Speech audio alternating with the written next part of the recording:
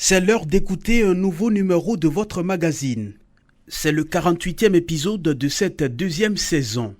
Il y a une semaine, nous posions ici même le débat sur le bilan de la lutte antiterroriste au Sahel après le retrait des forces étrangères. Le retrait des troupes françaises a 3 conséquences positives, à mon avis, au Burkina Faso. La première, il faut dire que cela a d'abord obligé notre pays, nos présidents qui hésitaient à diversifier les collaborations, à aller réellement vers d'autres pays, vers d'autres partenaires qui ont accepté réellement les donner du matériel. La deuxième chose, il faut reconnaître que cela a permis quand même à réajuster certaines choses et à insuffler une nouvelle dynamique dans la lutte contre le terrorisme. Le retrait des forces françaises a sonné la mobilisation générale contre le terrorisme au Sahel. Bien sûr que oui, le départ des forces étrangères et de l'ONU sur certains territoires, notamment au Mali, a permis effectivement aux armées nationales d'occuper certaines parties. Pas toutes, mais certaines. C'est un élément très important pour une armée, ne serait-ce que d'ordre de la confiance en soi, de la confiance aux armes et aux moyens qui sont disponibles. Ça amène un impact au niveau de la vision de ce qu'on veut faire des armées. Il y a un ensemble de points, d'éléments qui ont changé avec les départs. Cette semaine, nous voyons de près cette question. Faut-il renforcer le pouvoir de la police d'État dans les pays du Sahel central? Moi, je pense que les policiers sont aussi des militaires. On doit leur donner la chance d'être aux côtés de l'armée dans la lutte antiterroriste. L'armée n'aime pas trop travailler avec d'autres corps. C'est peut-être ce qui rend un peu difficile la collaboration entre. Parce que la police a vocation à s'occuper de la sécurité dans les villes, et en tout cas la gendarmerie a pour vocation de s'occuper de la sécurité à l'extérieur des villes. Maintenant, l'armée a la vocation d'assurer en tout cas la protection des frontières. Maintenant, amalgamer tous ces corps-là dans une sorte de machin, en tout cas, ça pose problème. C'est elle la force de première catégorie. Donc, elle a pour mission de maintien de l'ordre, assurer la sécurité des personnes, des biens et des institutions. Elle lutte contre la criminalité, la délinquance, la drogue et elle participe aux côtés des autres forces combattantes à la défense du territoire national en combattant le terrorisme et toutes les autres formes d'agression extérieure. L'organisation a des rôles de toutes les forces de défense et de sécurité. Chacun joue son rôle. Il y a une répartition des tâches. Donc je ne pense pas qu'il faudrait forcément militariser la police. Dans le Sahel, vous parvient avec le soutien de la fondation Open Society. Dans l'architecture sécuritaire de plusieurs États sur le continent africain, la police est une force cantonnée en ville. Elle veille au respect de la loi, au maintien de l'ordre public, ainsi qu'à la sécurité des biens et des personnes. Mais dans le contexte sahélien, la donne commence à changer face à la menace terroriste et la sous-effectivité des armées. Pour combler le déficit, le Mali, qui aspire au maillage complet de sa superficie estimée à 1,24 million de kilomètres carrés, a franchi le pas. Les autorités de la transition ont renforcé les pouvoirs de la police nationale malienne, qui est désormais une force militaire. L'objectif est de maintenir la présence de l'État dans des localités récupérées par l'armée. Cette police, qui est déployée sur le front, bénéficie d'une formation poussée et est dotée d'équipements militaires adaptés au contexte sécuritaire. Mais des interrogations se posent sur sa capacité à combattre le terrorisme et sa relation avec les populations. Le point dans ce sujet de notre correspondant à Bamako, Aliou Thiam.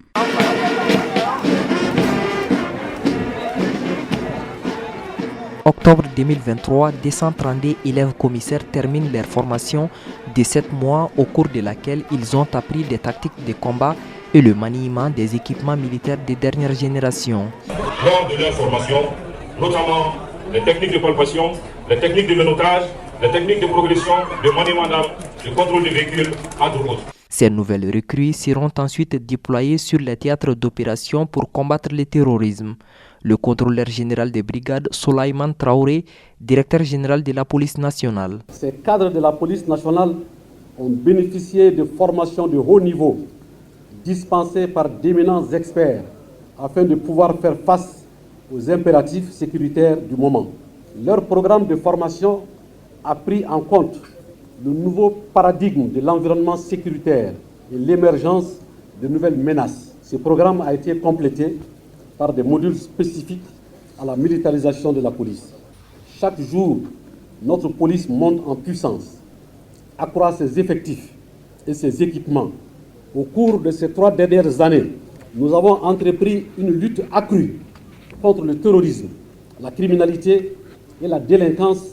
En 2022, les militaires au pouvoir ont effectué plusieurs réformes au sein de l'armée, dont la militarisation de la police nationale. Elle permet désormais à cette force d'intervenir dans des zones où sévit l'insécurité. Fouseynou Ouattara, vice-président de la commission de défense du Conseil national de transition. Quand l'armée fera son travail, donc c'est la police qui sera déployée sur le terrain. La protection civile aussi, c'est eux qui vont continuer l'effort de sécurité. Comme vous savez, maintenant, les terroristes sont souvent même mieux armés. Donc, pour qu'ils puissent faire face à ça, il faut qu'ils aient des armes lourdes à leur disposition. Donc, voilà, c'est pour cela qu'on les a militarisés. Cependant, ce renforcement des pouvoirs de la police ne fait pas l'unanimité au sein des populations puisqu'elle était une force paramilitaire chargée du maintien d'ordre. Je pense que, en tout cas, c'est une bonne chose. Parce que militariser la police et puis les pompiers, c'est comme aider la population en termes de sécurité. Moi, je pense que ce n'est jamais une bonne idée de militariser les polices, surtout nos polices actuellement. Parce que physiquement, ils ne sont pas prêts pour aller dans les théâtres d'opération et mener le combat comme nos militaires. De deux, je pense que c'est risqué aussi d'augmenter leur pouvoir, c'est-à-dire leur donner des armes au milieu des civils. Parce qu'on sait, tout le monde connaît le quotidien des policiers et la population de chaque jour. Par ailleurs, l'analyste des questions sécuritaires Soumaïla Alla insiste sur une autre dimension de la formation des policiers qui permettra, selon lui, d'établir une confiance avec la population. Je pense qu'il faut beaucoup travailler sur l'éthique, la moralité des policiers, c'est extrêmement important. Ce n'est qu'avec des valeurs portées haut par cette police qui est devenue une police militarisée, qu'on peut facilement remettre, on va dire, sur selle la confiance effritée entre la police et les populations. Comme je l'ai dit, la police est le corps le plus proche des populations, le corps qui est dans le quotidien des populations de par un certain nombre de missions et de fonctions qui leur est assigné. Donc, partant de cela, je pense qu'il est important que les populations aient pleinement confiance à cette police et que les populations ne voient pas en cette police un corps de prédation. En renforçant la police nationale, les autorités maliennes espèrent donc lutter efficacement contre le terrorisme qui sévit dans les pays depuis plusieurs années. Des commissariats de police ont été ouverts dans des zones reconquises par l'armée. De Bamako, Aliou Tiam pour la West Africa Democracy Radio. Les policiers maliens ont accès à d'autres types d'armements qui leur étaient interdits par le passé. Les explications de Fouseynou Ouattara, qui est le vice-président de la commission de défense du Parlement de transition. Il est au micro de Aliou Tiam. Est-ce qu'avec ce renforcement des pouvoirs, on peut affirmer que la police peut intervenir dans la lutte contre le terrorisme? La police intervient déjà. Même avant ça, elle intervenait. Parce que malgré bon gré, souvent, elle se trouvait en face des terroristes. Donc aujourd'hui, la police est très bien formée. Par exemple, il n'y a pas longtemps, la première promotion de l'école d'état-major des forces de sécurité, on a vu leur sortie. Avant, ils ne faisaient pas de telles formations. Donc aujourd'hui, les policiers ont accès à toutes sortes de formations, au même titre que les militaires. Même bientôt, les premiers vont faire leur entrée dans l'école de guerre. Donc aujourd'hui, aucun problème ne se pose sur ce plan. Ce sont des militaires, ils ont des grades de militaires. Donc voilà, mais leur domaine, c'est la sécurité. Et, par exemple, travail de pair avec les gendarmes aussi, qui sont la prévôté.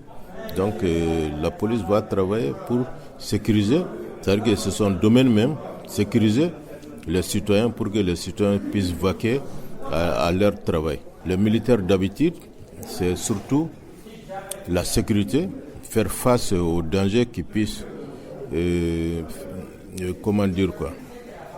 mettre en danger l'indépendance et la souveraineté du pays.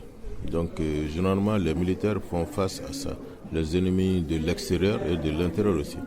Mais le travail de la police, elle est quotidienne. On a quand même vu la création d'une unité spéciale de la police qui s'appelle la Forsat, une force engagée dans la lutte contre le terrorisme. Cette militarisation était déjà dans les tuyaux. Non, vous savez, les forces spéciales au sein de la police, ce n'est pas une nouveauté. Dans beaucoup de pays, ça existe, même si la police n'est pas militarisée là-bas.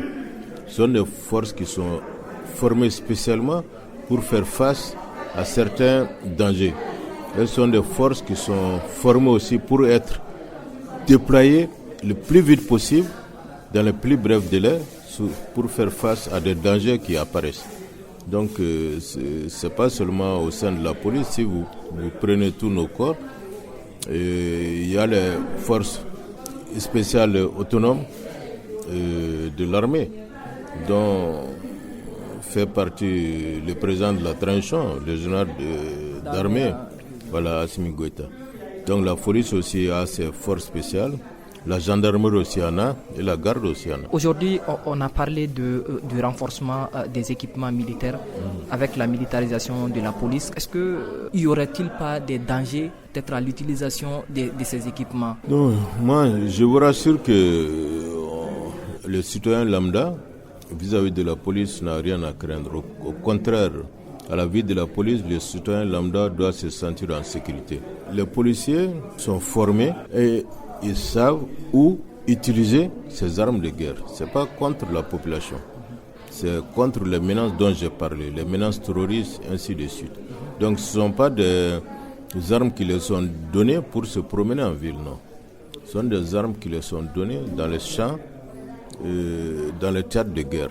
Et c'est là-bas ils les appliquent. Mais c'est pas, ces forces-là ne sont pas utilisées dans le maintien d'ordre.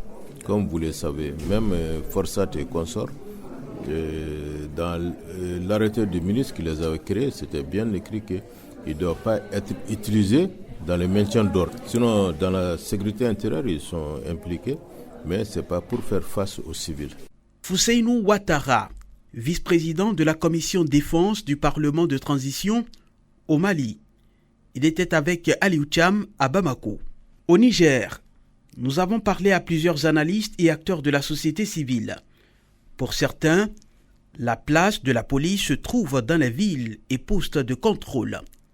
Pour eux, la militarisation pourrait s'avérer difficile. Explication à Niamey de Murtala Zoubero. La police est une force publique. Contrairement aux autres corps, la police nigérienne ne s'active pas sur les différents théâtres d'opérations antiterroristes.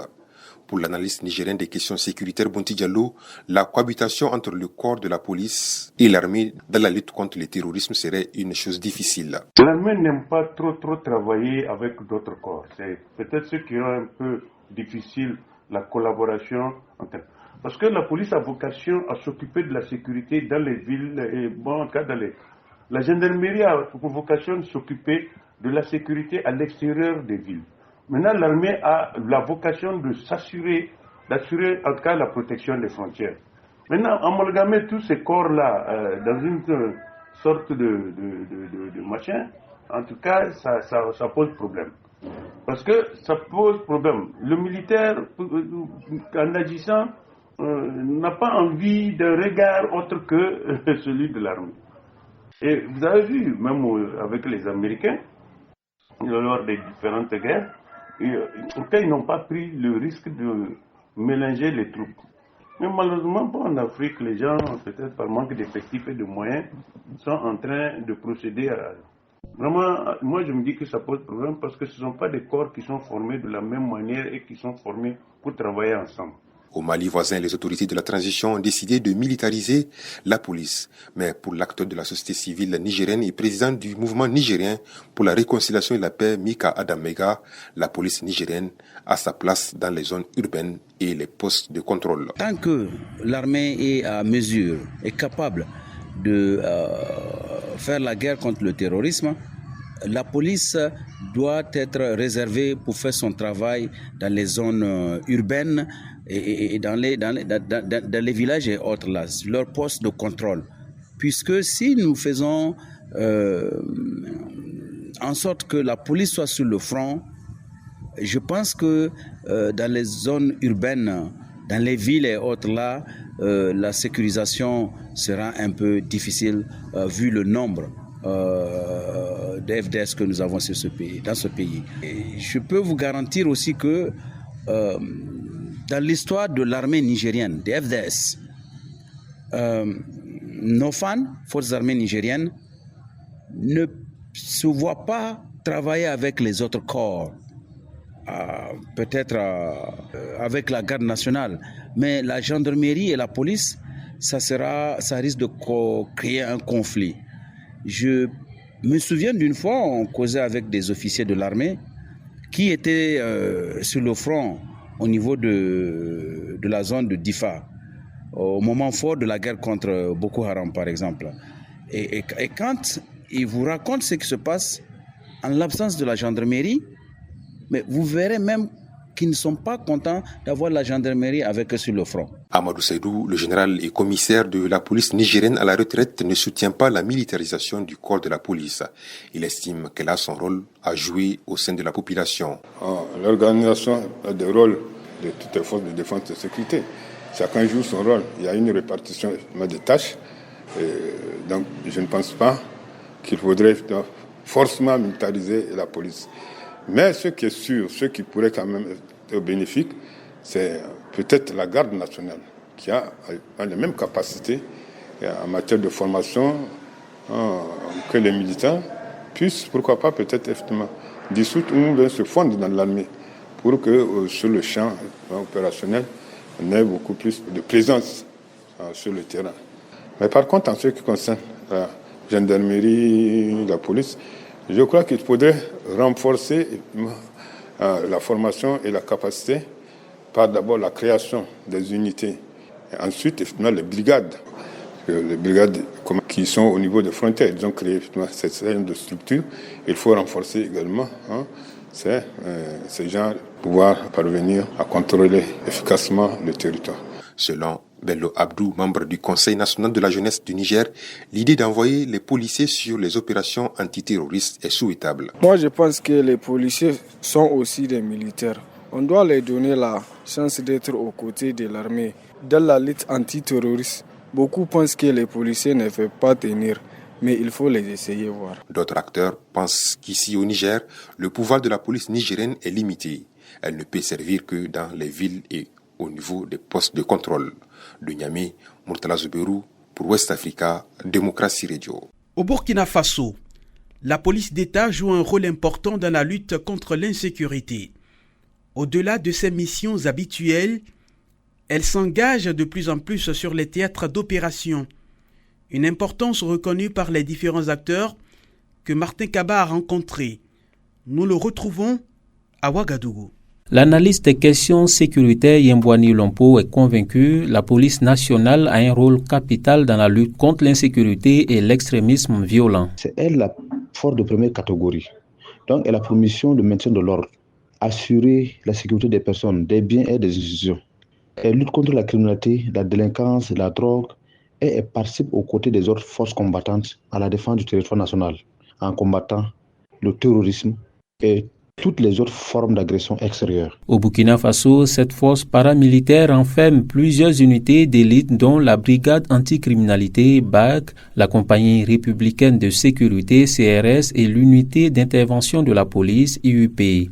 Ces entités ont pour rôle principal le maintien de l'ordre et la lutte contre la criminalité et le grand banditisme. Depuis octobre 2023, le groupement d'unités mobiles d'intervention de la police nationale Goumi a été créé, plus engagé sur les théâtres d'opération avec des résultats selon le journaliste Blaise Quintega. Cette unité de la police, depuis des années dans la lutte contre le terrorisme, des syndicats de policiers même revendiquaient la volonté de pouvoir aider donc l'armée dans certaines localités avec de l'armement de guerre. Et on leur refusait cet armement de guerre-là. Donc on voit aujourd'hui que les Goumi ont été renforcés, ils ont été opérationnalisés et il y a des résultats, il y a des villages qui sont réinstallés par ces unités-là. Pour accentuer l'importance de la police, un décret a été adopté en Conseil des ministres le 31 juillet dernier portant détermination des zones de compétences territoriales de la police et la gendarmerie nationale. Ainsi, la police nationale intervient désormais uniquement dans les communes urbaines et la gendarmerie dans les communes rurales. Une décision avec plusieurs avantages selon le ministre de la Sécurité, le commissaire Mahamadou Sana. Il est parfois constaté que dans certaines communes, nous avons des commissariats qui sont à moins de 100 mètres des brigades de gendarmerie. Alors, avec ce décret, nous allons mettre fin à ce doublon. Deuxième avantage, nous allons aussi améliorer le maillage sécuritaire avec ce décret parce que certaines communes actuellement ne disposent pas d'entité de sécurité. Donc avec ce décret, nous allons pouvoir faire un déploiement conséquent. Et en troisième lieu, nous allons pouvoir également situer les responsabilités désormais lorsqu'il y aura une dégradation de la situation sécuritaire au niveau des différentes zones. Cette décision est saluée par le spécialiste des questions sécuritaires Yembwani Lompo. Vous savez que le fait d'avoir les deux entités présentes sur le même territoire, alors qu'il y a d'autres territoires qui n'en disposent ni l'une ni l'autre, ça crée un déséquilibre et ça permet à l'ennemi de pouvoir avoir une marge de manœuvre. Et le troisième avantage, c'est de pouvoir éviter l'éternelle rivalité entre les deux entités. La gendarmerie et la police ont toujours eu des rivalités, surtout quand on les retrouve dans les mêmes territoires. Donc, ce décret-là va permettre d'éviter cette rivalité inutile. Désormais, chacun va pouvoir s'occuper de sa zone de compétence. L'exécutif burkinabé a fixé des conditions de désengagement. Ainsi, les deux entités ont 2 ans pour occuper leurs différentes zones de compétence. De Ouagadougou, Martin Kaba, West Africa, Démocratie Radio. Ce magazine s'achève. Notre thème cette semaine: faut-il renforcer le pouvoir de la police d'État dans un contexte de lutte antiterroriste comme celui du Sahel central? Ce magazine est réalisé avec le soutien de la fondation Open Society. Retrouvez-le sur notre site wadr.org. Si vous voulez réagir à ce que vous venez d'écouter, rendez-vous sur notre page Facebook WADR Service Français ou écrivez-nous à l'adresse mail wadr@wadr.org. Rejoignez-nous pour discuter sur notre numéro WhatsApp +221 77 569 77 72. Je répète, +221 77 569 77 72. Gardez la forme. Salut!